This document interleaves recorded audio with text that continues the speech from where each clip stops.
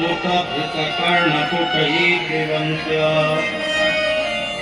सावास्तमुस्तस्रपयः कवलास्मतस्तु गोविन्दमात्मनिदृशास्तु। आज महाराज कथा कह रहे थे,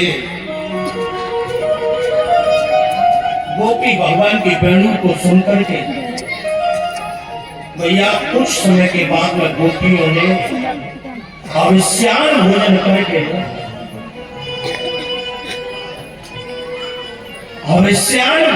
करके कात्यायनी देवी का पूजन और व्रत किया।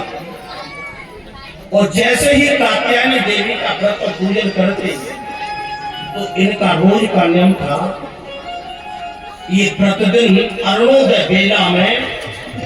अरुणोदय बेला में महाराज जाती और यमुना मैया में नग्न होकर के स्नान करते थे। देखिए जो कलशवाली कन्या है, अपना हाथ उठा दे, वही पैसे पहुंच जाएंगे। हमारे भाई स्वागत करना चाहते हैं, अपना अपना हाथ उठा दे।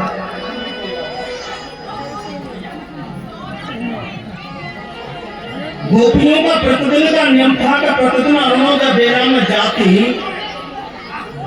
और यमुना मैया में जाकर के नग्न होकर के स्नान करती थी। श्री सुखदेव महाराज कहते हैं, हे राजन, हेमंते प्रथमे मासी नंद ब्रज कुमारिका चारुरभिष्यं भोज्यानां कात्यायनमे व्रतम्। भैया प्रतिदिन अरुणोदय बेला में खड़ी होकर के ये व्रत कर रही थी। कौन सा? जिसको हमारी तुम्हारी बेटी भी करती है, उसको बोलते हैं नौत का नहाना। प्रतिदिन अरुणोदय बेला में जाती और यमुना मैया में नग्न होकर के स्नान करती थी। और आपको पता है कि मह्यन पर यमुना जल में कात्यायनी देवी को ध्यान लगायो। मह्यन पर यमुना जल में कात्यायनी देवी को ध्यान लगायो। और बालू की मूर्ति बनाई ईश्वरे, बालू की मूर्ति बनाई ईश्वरे, और यथाविधि सो इसे स्नान करायो। और प्रेम से पावे मिष्ठान सभी तब पान कपूर नैवेद्य चढ़ायो। प्रेम से पावे मिष्ठान सभी तब पान कपूर नैवेद्य चढ़ायो। मह्यन पर यमुना जल में कात्यायनी देवी में जाती और यमुना मैया में नग्न होकर के स्नान करती थी। एक दिन मेरे गोविंद को पता पड़ गया। जैसे ही अरुणोदय बेला में गोपियां स्नान करने के लिए गई, तुरंत ही भगवान गोपियों के पीछे पीछे यमुना मैया के किनारे पर चले गए। और जैसे ही यमुना मैया के किनारे पर गए तो यमुना मैया के किनारे पर सारी गोपियों के वस्त्र रखे हुए थे। भगवान ने तुरंत ही उन वस्त्रों को उठा लिया। जैसे ही वस्त्रों को उठाया,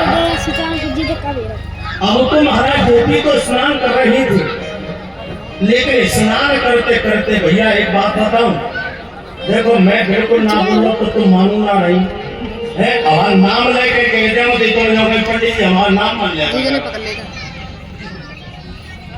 और मैं निवेदन भैया कैसे करके ना कढ़ा के लेंगे कचर कचर कचर कचर चैया सी भाई वगैरह।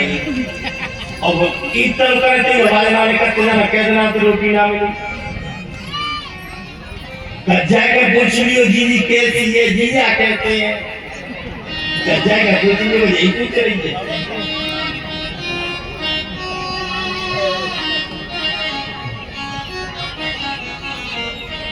कथा कहने से लौट करके यहीं आ जाओ।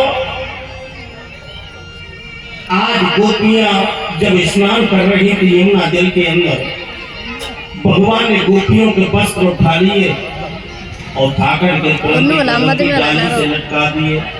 छोड़ गया तो फिर गोपी स्नान कर रही थी। स्नान करते करते गोपियों की नजर किनारे पर पड़ी। एक गोपी कहने लगी, बहन हमारे वस्त्र कहाँ हैं? अब तो दूसरी गोपी भी देखने लगी और जैसे ही दूसरी गोपी देखने लगी, अब तो सारी सखियां किनारे की तरफ देख रही हैं, लेकिन गोपियों को उनके वस्त्र नजर नहीं पड़ रहे हैं। तब गोपी इधर उधर देख रही थी। उस समय ही भगवान ने और महाराज अपने वेणु का वादन किया। भगवान ने जैसे ही वेणु का वादन किया,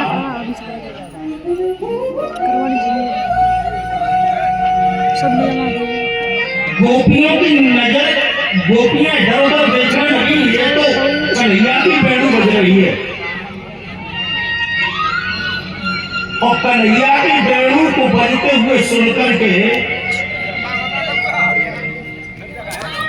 तुरंत ही गोपियां इधर उधर देखती हुई ऊपर की तरफ देखने लगी। कदम की डाली से ये आवाज आ रही है। गोपियों ने कदम की डाली की तरफ देखा और जैसे ही कदम की डाली की तरफ देखा, भगवान अपने वेणु को बजा रहे हैं। सारी गोपियों के वस्त्र लटके हुए हैं। तुरंत ही गोपियां हाथ जोड़ करके भगवान से कहने लगी, कन्हैया हमारे वस्त्र दे दो। भगवान नहीं बोले,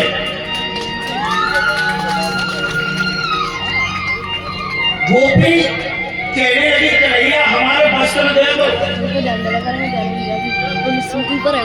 भगवान कहने लगे, गोपियों आज तुमने वरुण देवता का अपमान किया है। आज तुमने वरुण देवता का अपमान किया है।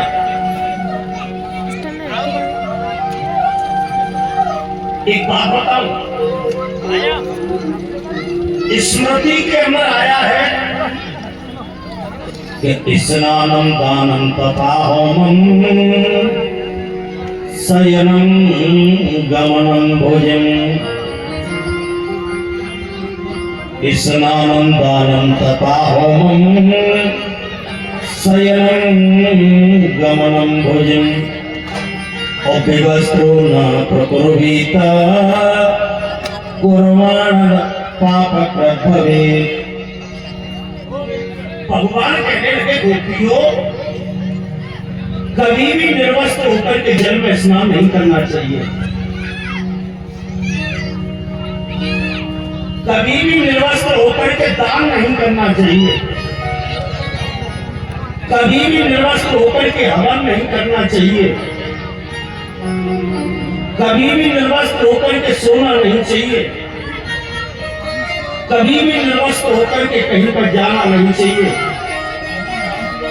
अगर कोई स्त्री या कोई गोपी ऐसा करती है तो उसको पाप लगता है।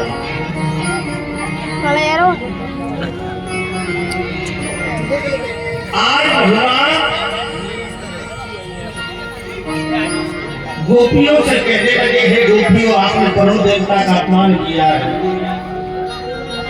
और देख लो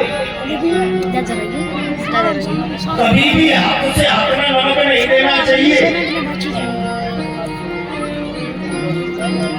कभी भी अंजलि से अंजलि में पानी नहीं देना चाहिए। अंजलि से अंजलि में पानी कब देते पता है? जब एक बेटा अपने बाप को तर्पण करता है तब।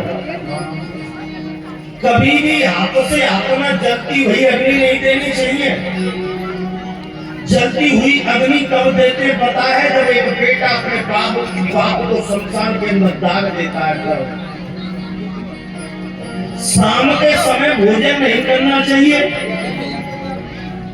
शाम के समय अगर भोजन करोगे तो पेट के रोगी बन जाओगे। शाम के समय कभी पढ़ना नहीं चाहिए। अगर शाम के समय पढ़ोगे तो पड़े हुए को भी भूल जाओ। शाम के समय का भी भोजन नहीं करना चाहिए। अगर भोजन करोगे तो पेट के रोगी बन जाओगे। शाम के समय का भी मैथुन क्रिया नहीं करनी चाहिए। अगर मैथुन क्रिया करोगे तो बड़ संकर संतान उत्पन्न हो जाएगी। घर के अंदर दो संग नहीं होने चाहिए। जिस घर के अंदर दो संग होते हैं तो एक संग हमेशा उस घर में बजता रहता है। पूजा स्थल पर कभी भी एक देवता की डबल मूर्ति नहीं होनी चाहिए। अगर डबल मूर्ति घर में रही तो शांति नहीं रहेगी। जिस घर के अंदर तुलसी का पेड़ नहीं है वो घर नहीं है, वो घर संसार के समान है। जिस घर के अंदर घी का दीपक नहीं जलता है वो घर नहीं है, वो घर शमशान के समान है। आज भगवान श्री कृष्ण गोपियों से कहने लगे, देवियों आपने नग्न होकर के यमुना मैया में स्नान किया है, इसलिए स्नानम दानम तथा होमम शयनम गमनम भोजन और बेवस्त्रो न प्रकुरुत कुर्वाण पापकृत भवेत्। आज भगवान गोपियों से कहने लगे, देवियों आपने वरुण देवता का अपमान किया है, तुम अपने वस्त्र मांग रही हो, एक एक निकल करके बाहर आ जाओ, अपने वस्त्रों को ले जाओ। आज गोपियां हाथ जोड़ करके कहने लगी कि आकंठ मग्नासी तो दे पेपमानास्तु प्रवन और श्याम सुंदर ते दास्य करवामा तवोदितम। आज गोपियां हाथ जोड़ करके भगवान से कह रही हैं, हे श्याम सुंदर कंठ मग्नासी तो दे, कंठ तक जंगल में हम खड़े हुए हैं लेकिन हम निर्वस्त्र हैं, हम तुम्हारे पास कैसे आ सकते हैं। श्याम सुंदर के दास्य, हे श्याम सुंदर हम तो तुम्हारी दासी हैं। करवामा तवोदितम, हाथ जोड़ करके प्रार्थना कर रही है, हमारे वस्त्रों को दे दो।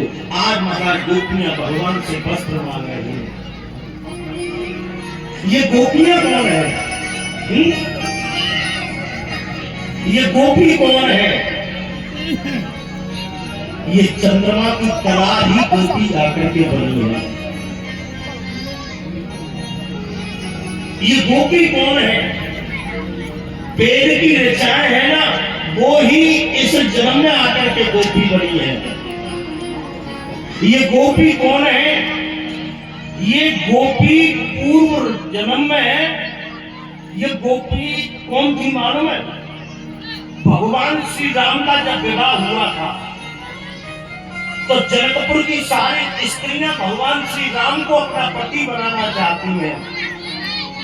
तब भगवान ने कहा कि हे गोपियों, इस समय मैं तुम्हारे मनोरथ को पूर्ण नहीं कर सकता, लेकिन आगे मैं कृष्ण अवतार लूंगा और तुम गोपी बनोगी और मैं तुम्हारे मनोरथ को पूर्ण कर दूंगा। और वो ही जनकपुर की स्त्रियां इस महाराज कृष्ण जन्म के समय सारी गोपियां बनी है और वो ही भगवान को अपना पति बनाना चाहती हैं। इसलिए मंजनो कर जमुना जल में का त्यायनी देवी को ध्यान लगायो और बालू की मूर्ति बनाई सबने यथा विदेशों के स्नान करायो।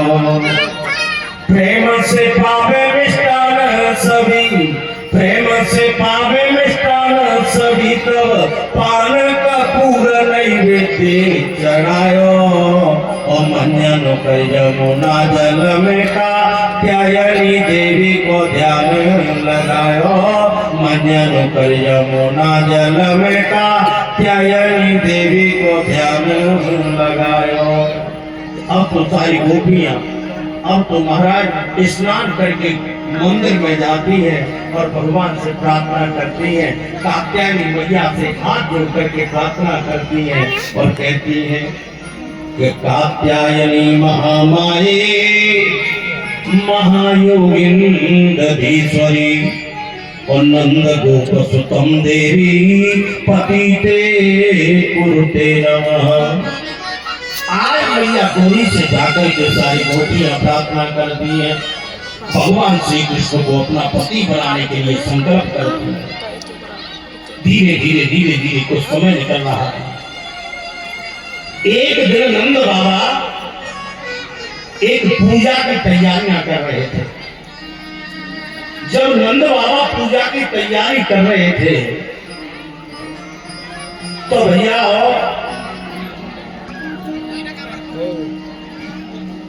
भगवान कृष्ण दाऊ भैया ने नंद बाबा से आकर के पूछा, बाबा ये आप क्या कर रहे हो? तब नंद बाबा कहने लगे, लाला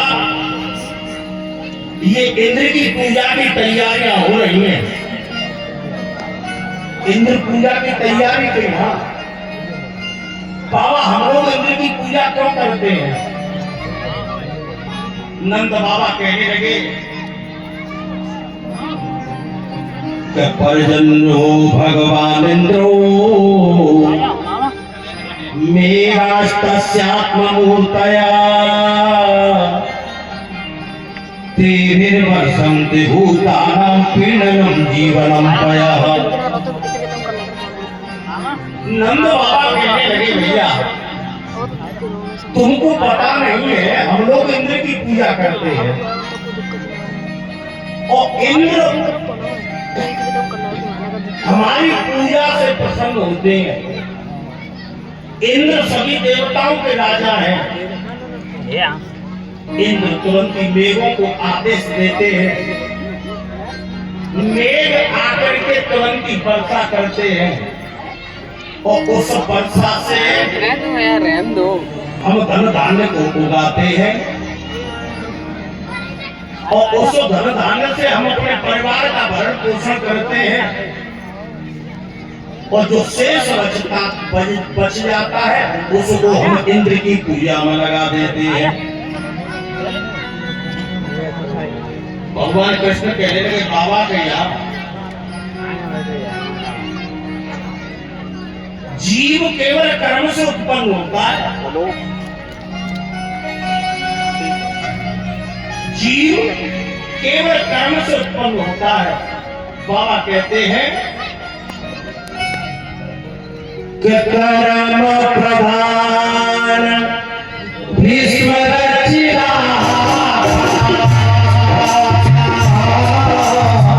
जो जस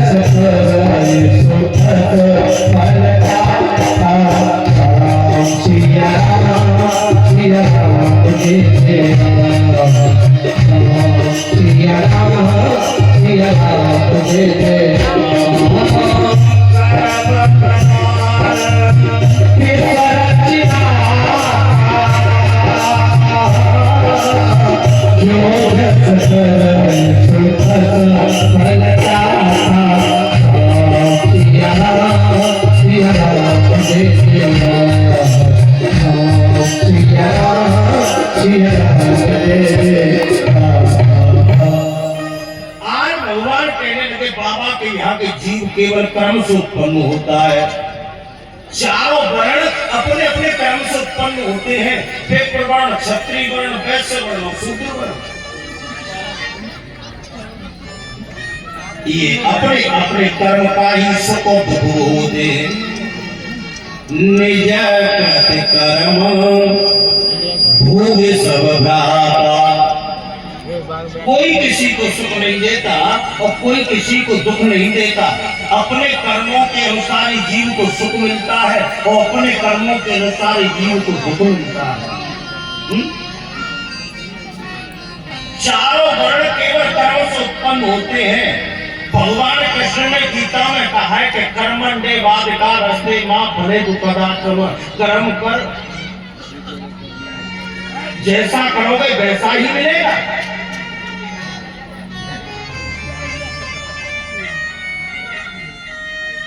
नाना प्रकार का जगत प्रकृति के गुणों से उत्पन्न होता है।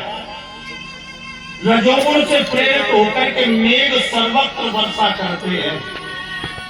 और उसी से प्रजा का पोषण होता आया है और उसी से आगे प्रजा का पोषण होगा। इसमें इंद्र क्या करेंगे? प्रयास्ते रही और सिद्धंती महेंद्र किम करिष्यति।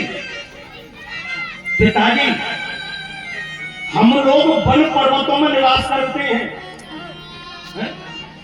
हम लोग वन और पर्वतों में निवास करते हैं, इसलिए हमारे प्रधान देवता तो वन, पर्वत, गौ और ब्राह्मण है। इसलिए हमको गोवर्धन की पूजा करनी चाहिए। अब तो महाराज, जैसे ही भगवान ने इस प्रकार से कहा, गोकुल की सारी गोपियां कहने लगी, बहन मैं तो गोवर्धन को जाऊं, मेरे वीरा नाय माने मेरो मनवा।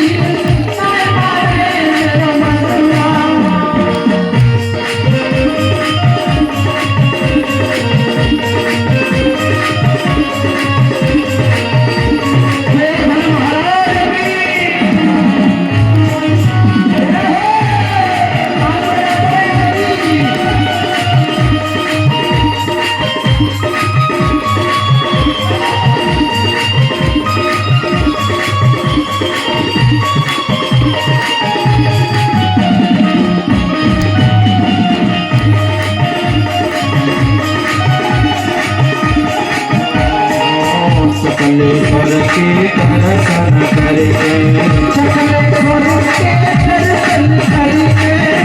सकलेश्वर के दर्शन करके सकलेश्वर के दर्शन करके सकलेश्वर के दर्शन करके पर दूध चढ़ाओ मेरे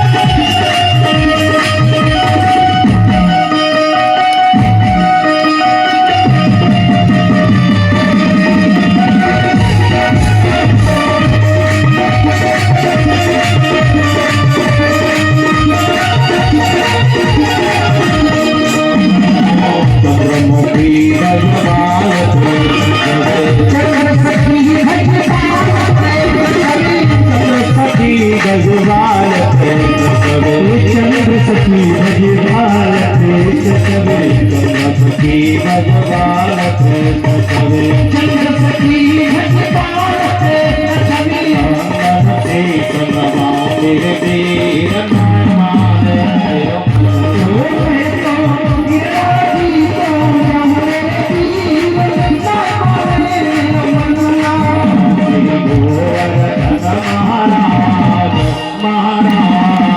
तेरे पासे मुक्त मेरा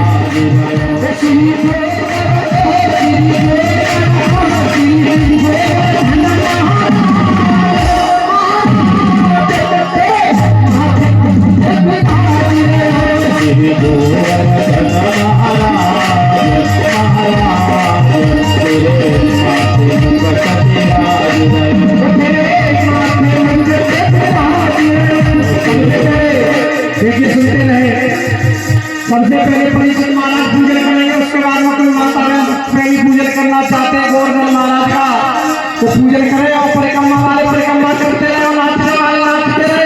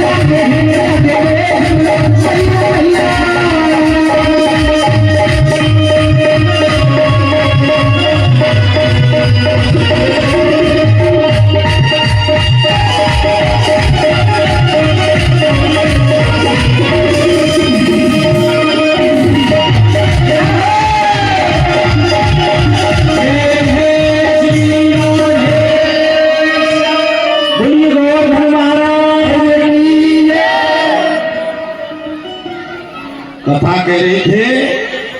अब तो महाराज गोवर्धन पूजा की तैयारियां होने लगी। नाना प्रकार के महाराज पकवान बनाए जा रहे हैं, खीर बनाई जा रही है, मूंग का पाक बनाया जा रहा है, हलवा बनाया जा रहा है, मालपुए बनाए जा रहे हैं, पूड़ी बनाई जा रही है, कचौड़ी बनाई जा रही है, दही बड़े बनाए जा रहे हैं, नाना प्रकार के व्यंजन बनाए जा रहे हैं। सारे ब्रज का दूध इकट्ठा कर लिया। कर्मकांडी वैदिक ब्राह्मणों को बुला करके विधिवत पूजन और हवन कराया। उसके बाद में ब्राह्मणों को भोजन करा करके दक्षिणा दी।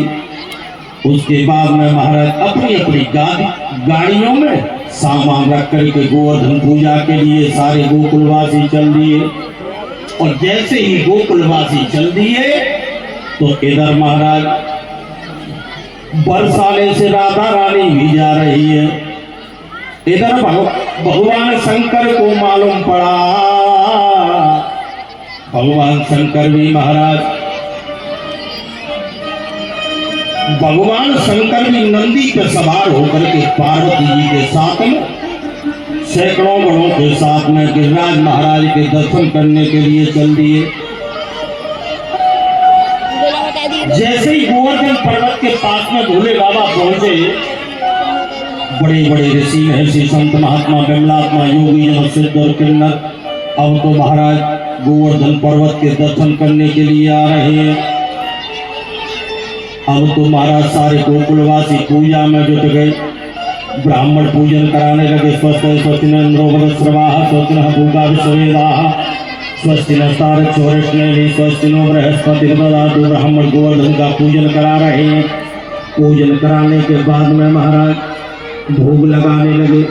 ओम नाभ्या शीलं त्रजुं शीष्णो जो संवर्धता पद्भ्यां हंसा स्वत्रा कालो का कल्पयन्।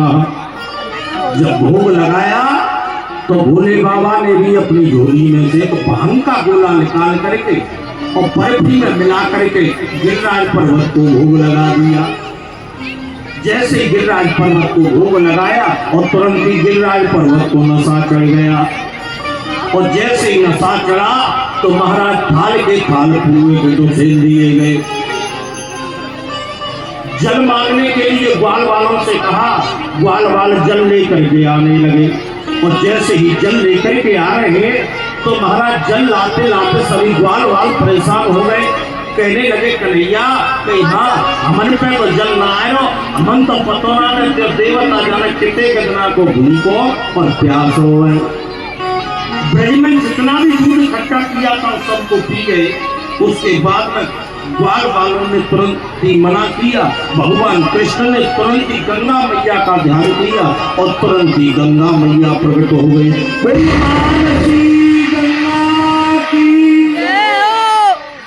मानसी गंगा प्रकट हो गई। उसके बाद में महाराज जैसे ही मानसी गंगा प्रकट हुई उसके बाद में श्री सुखदेव जी कहते हे राजा, गोवर्धन महाराज की पूजा चल रही थी और अपनी परंपरागत पूजा को जैसे ही आज महाराज इंद्र ने बंद देखा तो इंद्र ने तुरंत ही मेघों को बुला करके आदेश दे दिया। आदेश दिया कि जाओ गोकुल के ऊपर मूसलाधार बारिश कर दो। और जैसे ही इंद्र ने आदेश दिया अब तो महाराज तुरंत ही महाराज मेघ आकाश में आकर के बिजली की तरह कड़कड़ाने लगे। हवा के साथ साथ में बड़ी जोर जोर से वर्षा होने लगी।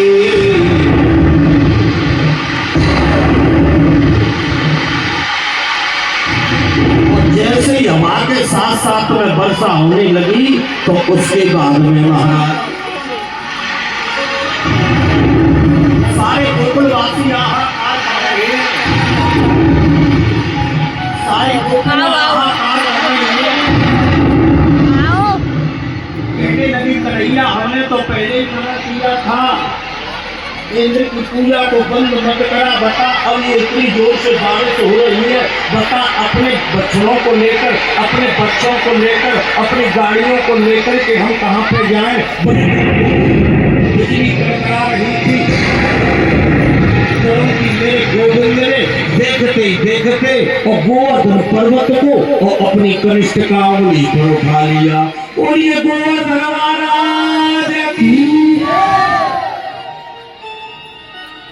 और जैसे ही कनिष्ठ का उंगली पर गोवर्धन पर्वत को उठाया उसके बाद में सारे गोकुलवासियों से कहा तुम सब इसके नीचे आ जाओ। सारे गोकुलवासी सारी गोपियां अपनी अपनी गाड़ी पशुओं को लेकर बच्चों को लेकर के गोवर्धन पर्वत के नीचे खड़े हो गए।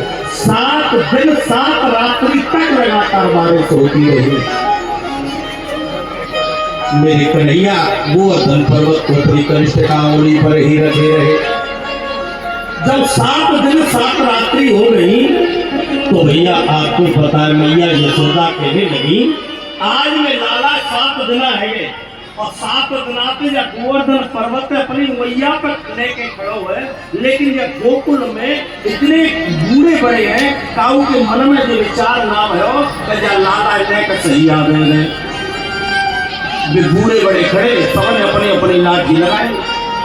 मैया कह रही नख पे गिरवर मीनो धारी कन्हैया मेरो नख पे गिरवर मीनो धारी कन्हैया मेरो कन्हैया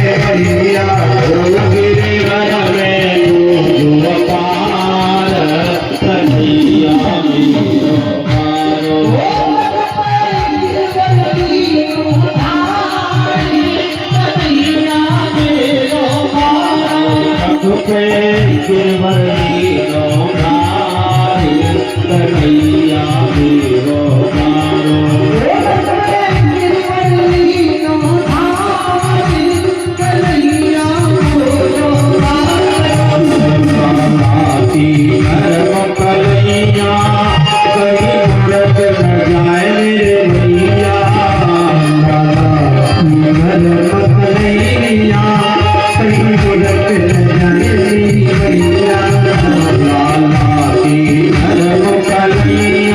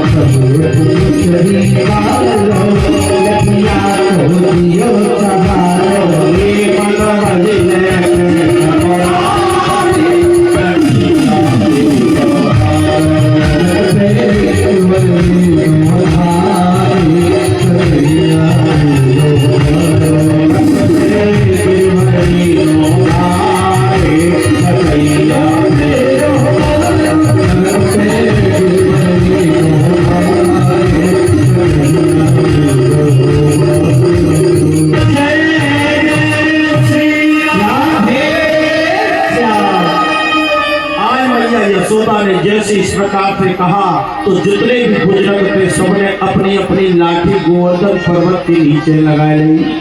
और जैसी लाठी लगाई अब तो सभी बुजुर्ग कहने लगे लाला अब तो जाए हम डांट लेंगे, तू अपने हाथ सीधो कर ले। भगवान ने उंगली नीचे को करी और गोवर्धन पर्वत नीचे की तरफ आयो, लाठी चट करके टूटने लगी। बूढ़े बड़े चिल्लाने लगे लाला डाठी हो रे डाठी हो ये लाठी। 7 दिन 7 रात्रि तक भगवान गोवर्धन पर्वत को अपनी कनिष्ठ का उंगली पर रखे रहे। जब मेघ हार करके इंद्र के पास में पहुंचे, इंद्र समझ गए कि ये कोई साधारण व्यक्ति नहीं है। तुरंत ही इंद्र भगवान से प्रार्थना करने लगे, हे प्रभु मैं अज्ञानी आपकी माया को नहीं पहचान पाया, मुझको माफ कर दो। और तुरंत ही महाराज भगवान कृष्ण ने गोवर्धन पर्वत को जहाँ पर रखा वहीं पर रख दिया। उसके बाद में महाराज गोकुल के ऊपर जितनी भी वर्षा हुई थी उस सारे जल का पान अगस्त्य ऋषि ने कर दिया। भगवान सारे ग्वाल वालों को लेकर गोपियों को लेकर के अपने गोकुल के लिए चले। ये गोवर्धन पर्वत कौन है? ये गोवर्धन पर्वत कहां से आया? मानस के अंदर बताया है। तू कर लो तुम आज ना होता हूँ तो गजू कह रहा हूँ तुम्हारी गाड़ी आओ गंगो कामते तो कर लो यो कामते मैं कर लो क्योंकि हूँ तो बिल्कुल बंद ना कर तू बिल्कुल चिड़ैया चिड़के की आवाज को ये वो पंडित पागल। हाँ सीमा होते यार कल चीज घुमैया पे खड़ी कर दे लो इतना पागल आदमी।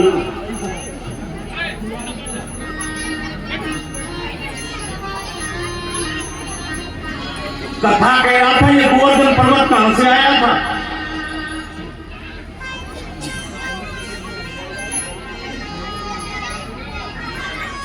रामायण के अंदर आया है कि जिस समय भगवान समुद्र के अंदर पुल का निर्माण कर रहे थे उस समय बंदर भालुओं को सबको महाराज पर्वत पत्थर लेने के लिए भेजा। हनुमान जी पत्थर पर्वत लेने के लिए चले गए और जब हनुमान जी इस गोवर्धन पर्वत को उठा करके ला रहे थे, जैसे ही हनुमान जी पर्वत को लेकर के जा रहे थे, जब तक पुल का निर्माण हो गया हनुमान जी वृंदावन के पास में पहुंचे। जब भगवान ने आज्ञा क्या दे दी बेटा वृंदावन ठीक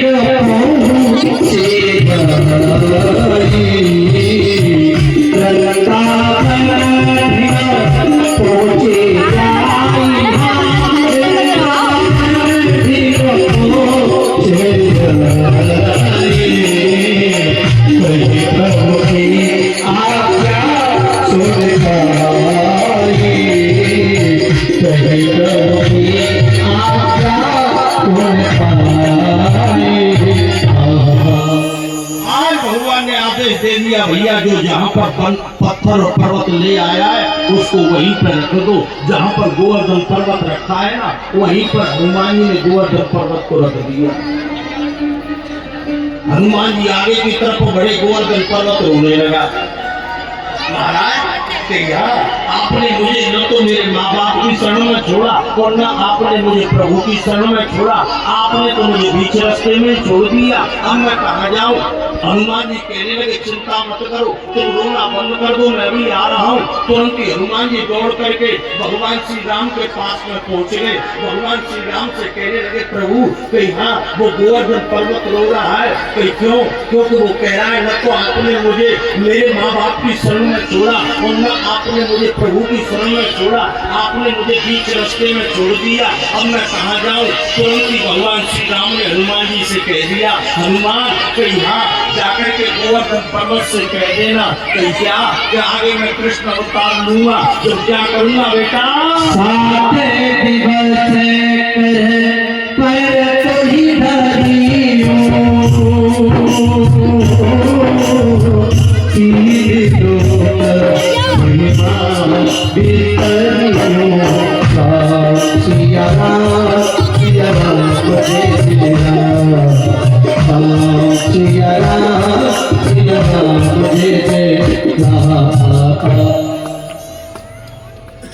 गोवर्धन पर्वत, गोवर्धन पर्वत के पिता का नाम क्या है? गोवर्धन पर्वत का जन्म कहाँ हुआ है? गोवर्धन की माता का नाम क्या है? ये कथा भागवत के अंदर नहीं है, ये कथा रामायण के अंदर नहीं है, ये मत्स्य पुराण का प्रसंग है। एक बार भगवान श्री कृष्ण ने राधा रानी से कहा कि देवी कहीं यहाँ, कहीं चलो, कहीं कहाँ, कहीं मृत्यु लोक में चलते हैं। राधा रानी ने मना कर दिया, मैं नहीं जाऊंगी। कहीं क्यों? राधा रानी कहने लगी, महाराज जहाँ पर गोवर्धन पर्वत नहीं है, जहाँ पर वृंदावन नहीं है, जहाँ पर यमुना मैया नहीं है, और वहां पर मेरे मन को शांति नहीं मिलेगी। अगर तुम मुझे मृत्यु लोक ले जाना चाहते हो तो इन तीनों का एक जगह पर निर्माण कर दोगे, मैं तुम्हारे साथ और मृत्यु लोक में चलूंगी। भगवान ने कहा तो ठीक है। भगवान ने तुरंत ही अपने हृदय की वो दृष्टिपात किया। भगवान के हृदय से सजल बिंदु जमीन पर गिर पड़ा और बड़े बड़े पर्वत आकर के इस बिंदु को पर्वत के आकार में करके तिलक करके चले गए। भगवान के पावन स्कंद से वृंदावन का निर्माण हुआ और जामुन से गंगा का और महाराज यमुना मैया का प्रादुर्भाव हुआ। अब तीनों का निर्माण हो गया। गोवर्धन पर्वत का जन्म कहाँ हुआ पता है? गोवर्धन पर्वत का जन्म सालमत द्वीप में हुआ था। महर्षि द्रोण की पत्नी धरा से गोवर्धन पर्वत का जन्म हुआ था। अब आप सोच रहे होंगे महाराज एक बात बताओ, महर्षि द्रोण की पत्नी से जब गोवर्धन पर्वत का जन्म हुआ तो ये गोवर्धन पर्वत वृंदावन के पास कैसे आ गया है? दामते माला है दरानी जेठानी का उत्पन्न हो गया। गज्जा के नहीं कह सके, देखेंगे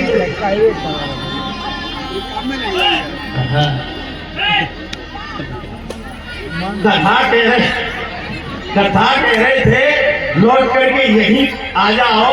आज गोवर्धन पर्वत का जन्म जब सालमत द्वीप में हुआ था तो गोवर्धन पर्वत यहाँ वृंदावन के पास कैसे आ गया? मत्स्य पुराण में कथा आई है। एक बार काशी निवासी ब्राह्मण महर्षि पुलस्त घूमने के लिए सालमत द्वीप में चले गए।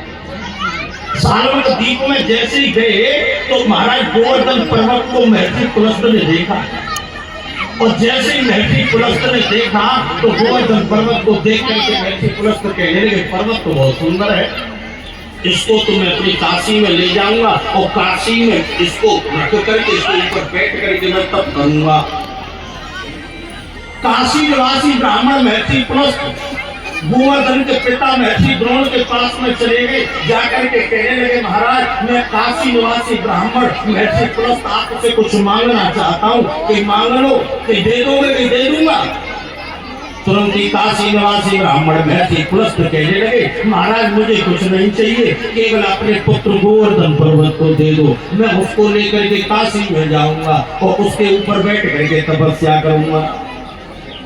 महर्षि द्रोण मन में विचार करने लगे, अगर इसको मैंने पुत्र नहीं दिया तो ये मुझे श्राप दे देगा, ये ब्राह्मण है।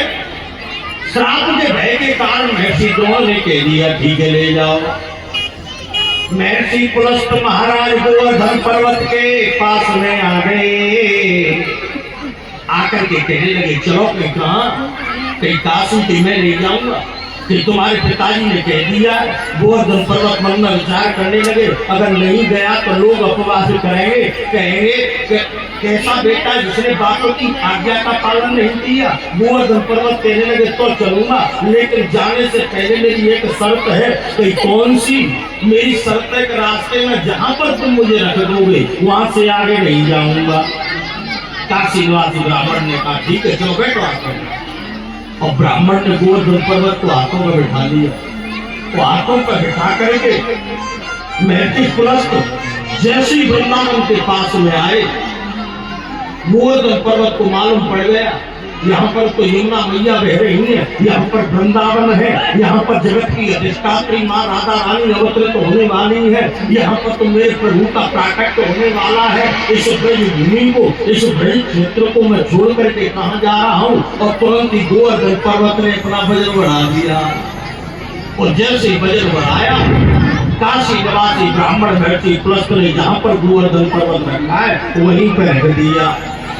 थोड़ी देर के बाद में मैं भी पुलिस को कहने लगे चलो कहीं कहाँ कहीं काशी में तुम्हें नहीं जाऊंगा कहीं क्यों क्या हमारी तुम्हारी शर्त क्या थी नर्सी पुलिस को कहने लगे ऐसी शर्त तो होती रहती है कहीं होती रहती है कि हाँ कहीं तो नहीं जाऊंगा कहीं नहीं जाओगे कहीं नहीं जाऊंगा कहीं नहीं जाओगे कहीं नहीं जाऊंगा कहीं तो साफ दे दूंगा कि दे दो तुरंत ही काशी निवासी महर्षि पुलस्कर ने तुरंत ही साफ दे दिया कि नित्यम संचीयते मात्रम और तिल मात्रम दिने दिने हे गोवर्धन पर्वत आज के बाद में तुम हर रोज एक तिल के बराबर घट जाया करोगे और देख लो वर्षा के मौसम में हर पर्वत बढ़ जाता है लेकिन गोवर्धन पर्वत हर रोज एक तिल के बराबर घट जाता है और समझ लेना जब तक इस पृथ्वी पर गंगा मैया बह रही है जब तक इस पृथ्वी पर गोवर्धन पर्वत है जब तक महाराज कलयुग अपने पैर पूर्ण रूप से नहीं पसार सकता और जिस समय गंगा मैया बहने से बंद हो जाए गोवर्धन पर्वत नष्ट हो जाए समझ लेना इस पृथ्वी पर पूर्ण रूप से कलयुग ने अपने पैर पसार लिए हैं। यहां तक हमने आज आपके मध्य में कथा कही आज आगे की कथा हम आपके मध्य में कल कहेंगे कल आपके मध्य में भगवान की रासलीला आगे चलकर के कंसवत और कल भगवान की बरात में को जाओ भैया नए कपड़ा पहन के आएंगे सब भगवान की बरात होगी बेटा भोले देखिए कल सभी भक्त कल भारी से भारी संख्या में आएंगे क्योंकि कल भगवान का विवाह उत्सव होगा इसी पंडाल में धूमधाम से भगवान श्याम कन्हैया रुक्मिणी की शादी होगी भगवान के 16,108 विवाह होंगे। तो देखिए किसी की शादी में जाते हैं तो जैसा कि महाराज जी ने बताया नए नए वस्त्र पहन के जाते हैं तो सभी भक्त नए नए वस्त्र पहन कर आएंगे अगर किसी का नहीं हो तो पड़ोसी को उधार मांगेगा लेकिन पहन के नहीं आएगा। तो देखिए कोई भी भक्त खाली हाथ नहीं आएंगे ऐसा कि कहा जाता है पुराणों में लेख है जो भी माताएं मैया रुक्मिणी का कन्यादान करती हैं उनके स्वाल की लंबी वाली करती है भगवान। तो कल सभी माता बहन स्वाल श्रृंगार का सामान लाएंगी और जो भी भक्त दहेज में TV fridge washing machine cooler राज पंखा देना चाहे तो बोलिए ला सकते हैं। अगर ओरिजिनल नहीं हो तो प्लास्टिक के ले आना लेकिन लाना जरूर। कोई भी वक्त खाली हाथ नहीं आएंगे कल मैया रुक्मिणी के कन्यादान की फुल सामग्री लेके आएंगे और सभी वक्त भारी से भारी संख्या में आएंगे। केवल 2 दिन शेष बचे हुए हैं जो भी भक्त रह गए हैं वो सभी भक्त कल कथा सुनने जरूर आए। जय श्री राम जय श्री राम। आरती के लिए सभी भक्तगण खड़े